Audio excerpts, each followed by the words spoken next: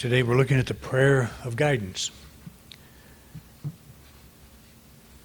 A couple of weeks ago I talked about a series I was watching, an old BBC series on Darwin and his exploration or his sailing on the Beagle, a British ship that was sent out to do some surveillance, surveying of around South America and Ecuador, different places, and that's basically where Darwin developed the theory of evolution, and what we think of today is everything associated with Darwin. I think it was Troy that asked if he was an atheist, and my response was yes, he was. But I got to thinking about what I said, and I'm not so sure that he was. Every idea that he would present, the captain of the ship would present the biblical view of that. For example, he found stones that look like beach pebbles 200 miles inland. And his explanation was that that was probably the bottom of the ocean at one point. And so the captain of the ship said, no, that was probably the flood that caused that. And Darwin explained that you can't create pebbles like that in 40 days, even with, hard churning water, ocean water. And the response was, from the captain, was, if God can make a round moon and a round earth, surely he can make round pebbles. So what Darwin was rebelling against is probably the same thing you and I rebel against. There are things that we just don't buy these days that are biblically based, and what's helpful to me, what's always been helpful to me about critical scholarship is to say that's what the ancient Hebrew believed. That's how they were trying to explain that this whole thing came about. So if I were to be asked the question, do you believe all of that or not? And if you don't, you're an atheist. I would have to say I'm an atheist because I don't believe all that stuff. What I believe is that's what the Hebrew believed. Am I obligated to believe that today? No. We're not. And so much of the argument between science and religion is just like that. It's, how did Noah get all those animals on that ark? Well, what if the Bible writer we discover, as I think we have, that he actually took that story from some Babylonian tablets that predated, that were written long before, based on the Epic of Gilgamesh. Instead of Noah, it was Utnapishtim, I think. I like Noah better, actually. But this guy took animals, 2 of every kind, put them on an ark, and experienced a flood. A flood came. And they don't know how old that story is, but it certainly predates. But anyway, the point is, this is the kind of thing we look at. When we raise a question like, what is spiritual guidance? Well, there's one great big group of people that would say, it's this, the Holy Bible. This is the Word of God. This is God's message to us. So if I need guidance, I just open it up and I'll find guidance somewhere on those pages. Well, that's true. There's a lot of inspiration in the scriptures. There's no doubt about it. But there's another way to approach it also. And there are some people that would say this is blasphemous. It's not, can't be true. But if you want guidance from the very highest source, you don't look to a book that somebody else wrote. You look to that source. And where would that source be? If I'm a living being right now, would that source not be within me? Would that not be where I would turn for guidance? what we're usually doing is asking for guidance about some issue in our life. You know, I've got this problem and I don't know what to do and I would like some guidance. So I could open a Bible or I could open any good truth book and I could get some inspiration, and we've all done that and do it, and there's nothing wrong with doing that at all. But there is a living presence within all of us that it is publishing our being. We are alive because it is living. We are projections of this invisible thing that we call God, we call infinite mind, we call it spirit.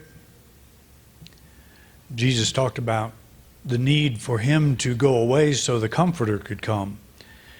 And in one sense, not one sense, I always look at that as the outer teaching has to go at some point so that we can actually experience the essence of God within us. We take our mind off the outer thing so we can experience the actual inspiration of God, of Spirit. And if God is too big a word for you, thinking God is within you, then use another word. But it only makes sense that if I am alive, where is that aliveness coming from? Am I doing it? Today's modern science says your brain's doing it, your body's doing it. I don't believe that. I believe that I am connected with a larger force, that the life that I am is a projection of an infinite ocean of life. And it's individualized, expressing as me. And I'm a point of consciousness floating on this infinite sea of energy. In him we live and move and have our being. I love that idea. And then the idea of omnipresence. God everywhere present equally at the same time. That means here. That means where you are. The place that we stand is holy ground. So we can sort this out in our thinking. And again, if you look at the Nicene Creed or the Apostles' Creed, or the 39 points of the, I just lost my train of thought, the Protestant Church, whatever,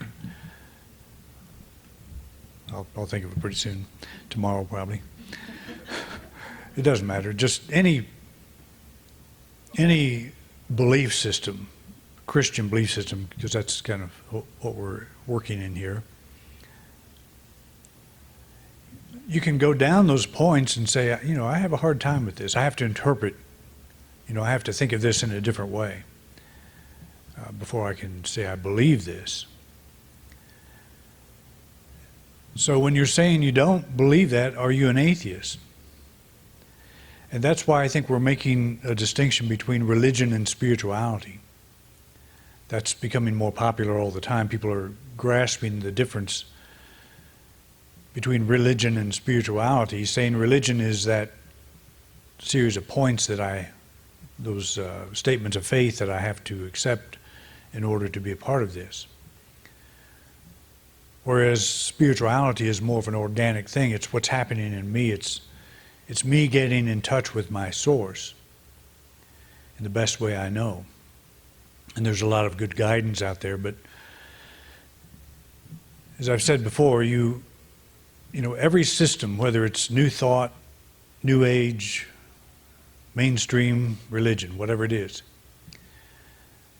the best it can do is take you up to the river bank, and then you have to swim across by yourself. It's a personal journey. That's where we reach the idea of spirituality. I want to know why I'm here, what's making me be here, what's supporting me, what's behind me. Because that would be the ultimate truth. That which is producing me is the ultimate truth. And Jesus, the great mystic, said, you shall know the truth, and this truth will make you free. So that means something. We're looking for freedom. And I understand now how that works, how you touch this level of being in yourself that transcends the human thinking, because that's where all the bondage is. It's how we see ourselves. It's our self-perception, our self-image. That's where the problem is. And when we transcend that, we see beyond that. It's like climbing up a mountain and getting a large view. If you're lost in the valley, you can't see because the mountains block your view. You just have to rise up higher. And that's kind of, to me, what the spiritual thing is all about. The spiritual journey is rising above all of what somebody says is true, the religious professionals. If you want to get a good sense of where Jesus was coming from on them, just go to I think it's in Matthew, there's a series of 7 woe to you, scribes and Pharisees. And just go through that, and he gives a really good reason why, if you're locked totally and only in religion, you'll never really think for yourself. And you cannot really know God unless you think for yourself. You can become emotional, and a lot of religion is driven by emotion. We want to feel good. And we love somebody getting up on a stage, running back and forth, screaming, shaking a Bible and getting us all excited. That feels good, but you go home with the same problem. It doesn't take you anywhere. And so it becomes an addiction. You have to go back and get that hit so you can feel that excitement again. But it's important for us to make this ours, to love the Lord your God. That's what we're after. We're after the understanding. What does that mean? Who is the Lord my God? That's what we want to know. And it clears up this thing called guidance in a lot of ways. And I'm going to talk about one thing, about 10 different ways today. There's one idea, and it's a very simple idea. And I'm just going to keep kind of repeating that. Spiritual guidance, we are directed first to the state of being we hope to achieve with a given acquisition. You want guidance to a thing, to a certain acquisition. You're praying for something to happen. Why do you want that thing to happen? This is a question I think I raised in my first book. What is it you're after? What do you want to feel? What are you trying to achieve in terms of a state of being? And almost always, every answer is some greater level of freedom, some greater level of peace, some greater level of assurance that everything's going to be okay. And then you're saying, if I achieve that, if I get that thing, if I accomplish that, then I'll have these things. So we're praying for guidance. Okay, how do I get to that thing? But is that the thing that you really want? Maybe that won't give you the peace that you seek. Or maybe it will for a time. But then the question comes, if I'm not at peace, and I'm taught that God is everywhere present equal at the same time, doesn't that mean that peace is everywhere equally at the same time? Why am I not peaceful? Why am I not experiencing peace at this moment?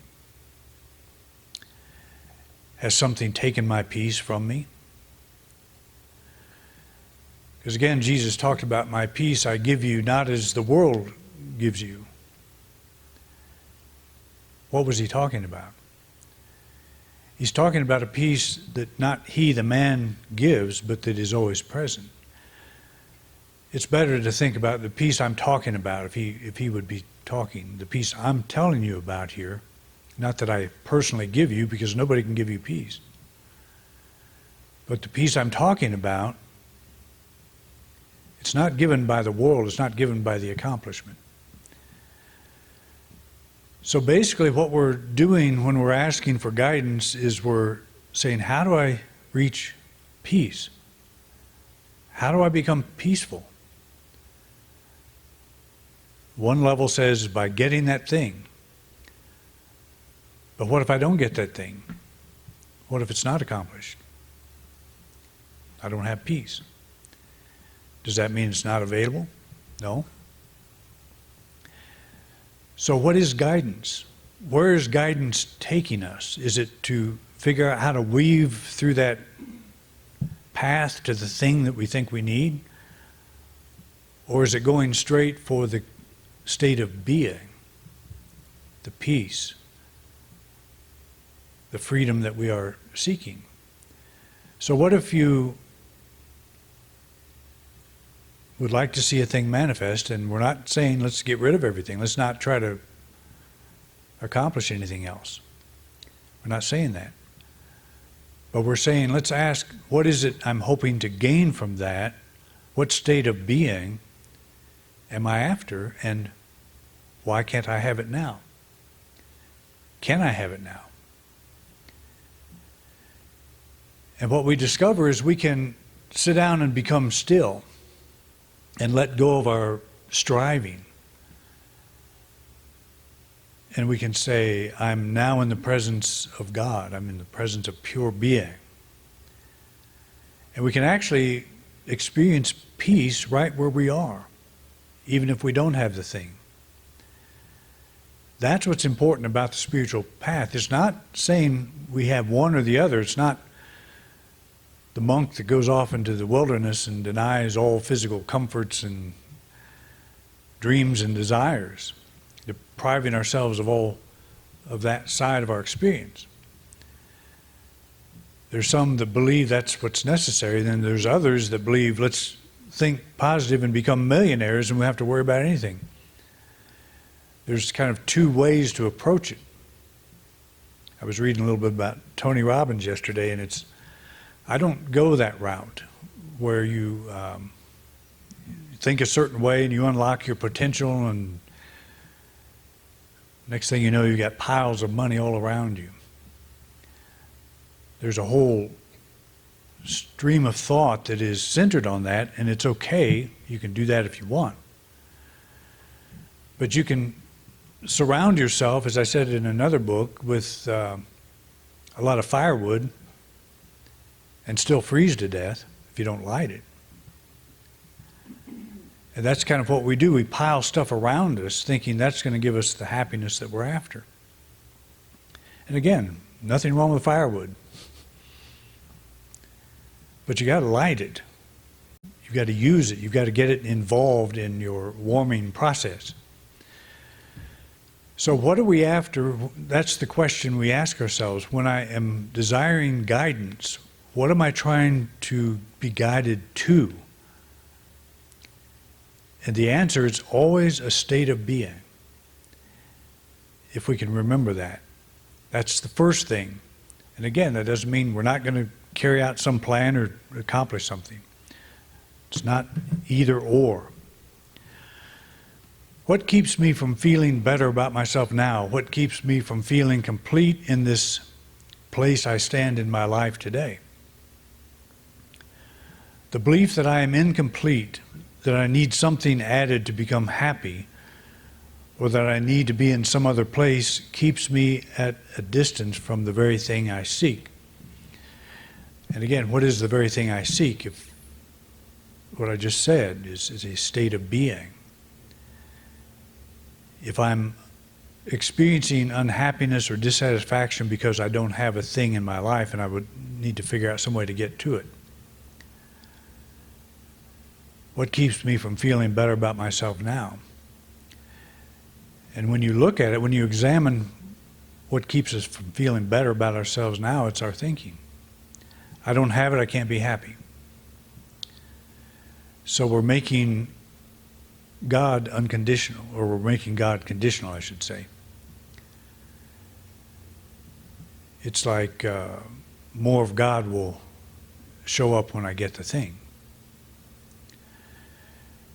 So the thing that keeps me from feeling better about myself now is me. It's me saying, I don't have this thing, so I can't totally feel good about myself or about my life. What keeps me from feeling complete in this place I stand in my life today? A lot of our religious beliefs. We're told the kingdom's coming, that the rapture is going to occur and we're all going to be happy. Well, not all of us, but some of us are going to be happy. Some of us are going to be very unhappy. Some of us couldn't be any more unhappy than we are right now. So what keeps us from experiencing that? And the answer to that, from a traditional Christian point of view, Jesus shows up, didn't solve my problems. So he's going to come back, and he'll solve my problems then.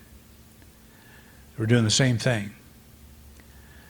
The metaphysician says you're not happy because your soul is not complete, you're not evolved yet. But you're here to learn lessons, and you're going to get it. And if you don't get it this time around, you'll come back and do it again. Many times, probably. That, to me, used to be an inspiring thought. Now it's depressing. I don't want to come back and do this again. I really don't. Maybe I will. Maybe after I sit on the sidelines. You know, they say the average time span between incarnations, how long do you think it is? Anybody? 4 years. 4 years. These kids, you know, Jim Tucker at the University of Virginia interviews these kids. They've got 2,000 some cases that are pretty convincing of reincarnation. These kids remember previous lives. The average time between incarnations is 4 years. It's like they can't wait to get back. And what they say is most of the ones that remember had a traumatic death. They were probably murdered, shot themselves, or fell off a cliff, or did something, you know, that was not expected. They had a traumatic death, so they remember it. Just interesting facts that had nothing to do with what I'm talking about. But it's, you know, that's one of the things. When will I be perfected, so perfected that I'm always happy? That's the bottom line. So if we see ourselves as an evolving soul, we always have that excuse, I'm unhappy because I have a lot of work to do. But what if you're unhappy just because your focus is in the wrong direction? What if that's the answer? What if there is a way to tap into that wholeness now? But you're not looking at it because you've been convinced that you're on this long linear path. Or that you're not ever going to be happy until you die. That's kind of what mainstream Christianity is about. That's when you end up at the pearly gates after you're dead. So the prayer for guidance is a process of releasing all groping for answers outside of yourself. Let go of all sense of inadequacy that can only be addressed by adding something new to yourself or your life. Okay, so you have a guidance question. You've got a problem in your life you want to solve. What we're saying here is release all groping for answers outside of yourself. Stop looking for the answer. Stop looking for something to happen so you can then say, oh, that's the way I've got to go. And I'll be happy. You let that go. And that sounds counterproductive because I want the answer, so I'm trying to figure it out. But part of the problem is we're trying to figure it out, and we come up with these scenarios. What are you after? The scenario, the thing, or the feeling of freedom? You know, just we have to keep our priorities straight, and that's what guidance does. It brings us to the here and now. It brings us to who we are as a spiritual being. It's not about adding more things to our life, more stuff. It's about waking up to who and what we are at this now moment.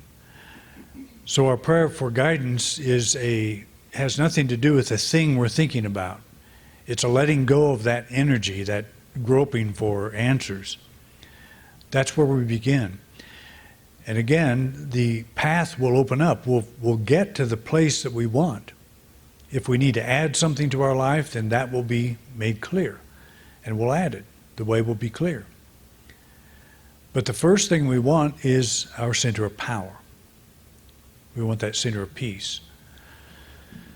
The prayer for guidance is spiritual guidance leads you first to your point of strength. That inner center of light and peace that pines away for nothing more than a deeper revelation of this divine connection. So what are we looking for? In all guidance, we're looking for that center of power, that point of power within ourselves. You can prove this to yourself anytime. You've got a problem. Sit down. As much as you possibly can, take your mind off of that problem and just begin to affirm, my life is now in divine order. This thing is now unfolding exactly as it should. I know what to do, and I do it. Every step I take is the right step. Just put yourself in the frame of mind that you're okay now. You have everything you need to be successful in this now moment. And as I have said many times, that's the only time we need to be successful is now. It's the only time we have. All guidance leads to this now moment. It doesn't lead to some thing in the future, some place in the future. It leads to this now moment. This is our point of power. A very important idea to get in our thinking. When you find yourself in need of guidance, start with the idea that your first need is to open yourself to your own wholeness. If you're saying, I'm not whole, I'm not complete, I'm evolving, that's one of the bugaboos that needs to go. You are whole. You are an expression of God right now. And if you're saying, I'm not whole, then you're saying God's not whole, and that's not something we want to say. I am whole now. Let go of the self that fears or feels inadequate. Probably the hardest part of this. If you're worried about something, it's hard to let go of what you're worried about. But what it is, it's this movie that we're playing in our minds, and we're playing it out where it's like the worst possible thing that could happen. And so we're worried about it. So we've got to stop that movie, and that takes some effort to let that go. But I would suggest that when you sit down to do this, don't think you're going to have to sit there for an hour. Just let go and trust the process, the spiritual process.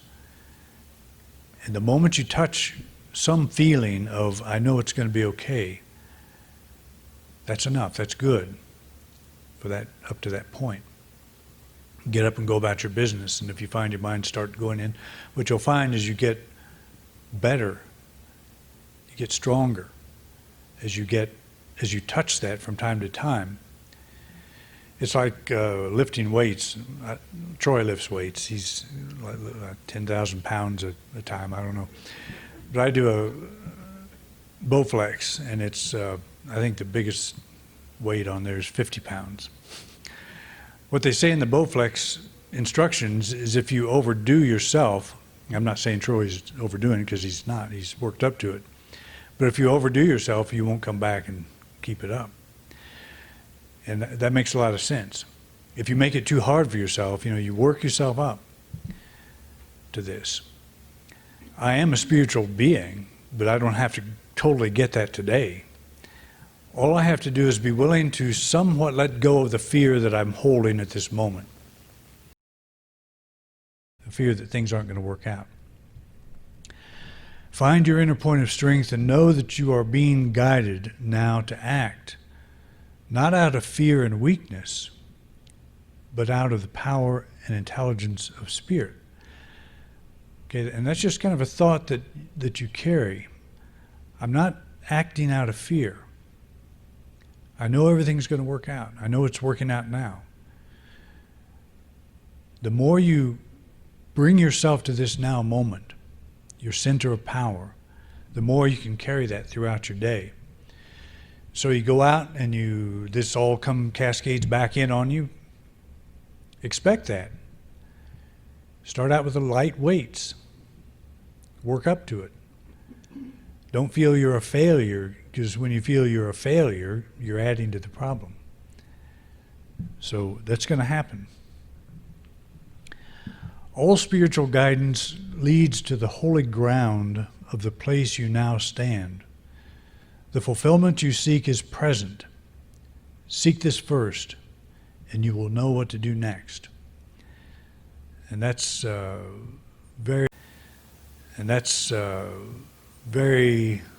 that's all we really need to know. All spiritual guidance leads here to this now moment. You've got everything you need. Okay? It's a pretty simple idea. It's not easy to put into practice, but we start right where we are and go from there. Okay. Thanks for coming out. See you next week.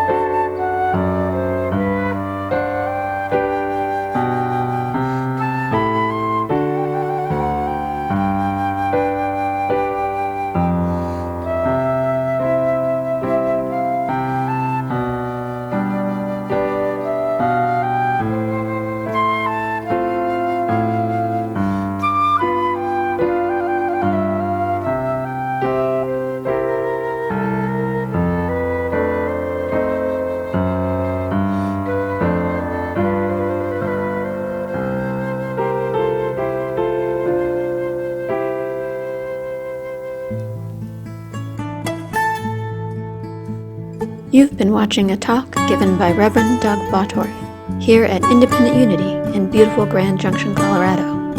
Thank you for watching. Please like and subscribe. It really helps us spread our message. If you would like to support us, you can do so by clicking the button in the right-hand corner of the video screen. We greatly appreciate your support. Thanks again for watching.